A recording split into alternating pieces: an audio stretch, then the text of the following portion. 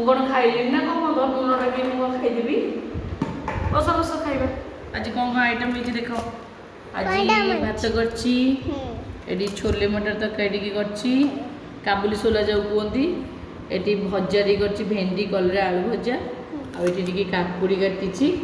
ଆଉ ୟା ଦେହରେ ଅଛି ପାମ୍ପଡ଼, ମୋ ଝିଅର ଫେଭରେଟ୍ ପାମ୍ପଡ଼। ମୋ ଝିଅ ପାମ୍ପଡ଼ ଖାଇବାକୁ ଭଲ ପାଏ ତ ସେଥିପାଇଁ ପାମ୍ପଡ଼ ଟିକେ କରିଛି।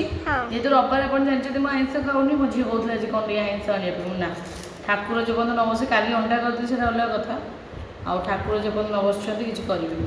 ତ ବର୍ତ୍ତମାନ ମୁଁ ଟିକେ ତରକାରୀ ଗୋଳଉଛି, ଦେଖିବା କେମିତି କ'ଣ ଲାଗୁଛି ଖାଇକି, ଟେଷ୍ଟ କେମିତି କ'ଣ ଅଛି। ମୁଁ ତ କରିଛି ନା।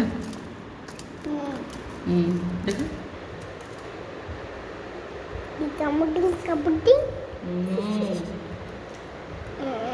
ବଢ଼ିଆ ଲାଗୁଛି ଝିଅ। ଭେଣ୍ଡି ଭଜା ଖରା ଦିନ ନା କାକୁଡ଼ି ଖାଇବେ ସଫିସିଏଣ୍ଟ। ତମ ଝିଅ ମୁଁ ପାମ୍ପଡ଼ ତମ ଝିଅ କ'ଣ ଡାକିକି ନ ଖାଇଦେଉଛ? ତମ ଝିଅ କ'ଣ ଡାକିକି ନ ଖାଇଦେଉଛ ଯେ? ସବୁ ଜିନିଷଟା ବଢ଼ିଆ ହେଇଛି, ଟପ୍ ହେଇଛି। ଆଉ ଡେରି ନକରି ଆମେ ଯାଉଛୁ ମାଝି ଖାଇବୁ। ଆପଣମାନେ ଭିଡ଼ିଓ ଦେଖିବୁ, ଲାଇକ୍ କରିଦେବେ ଆଉ ସବସ୍କ୍ରାଇବ୍ କରିଦେବେ।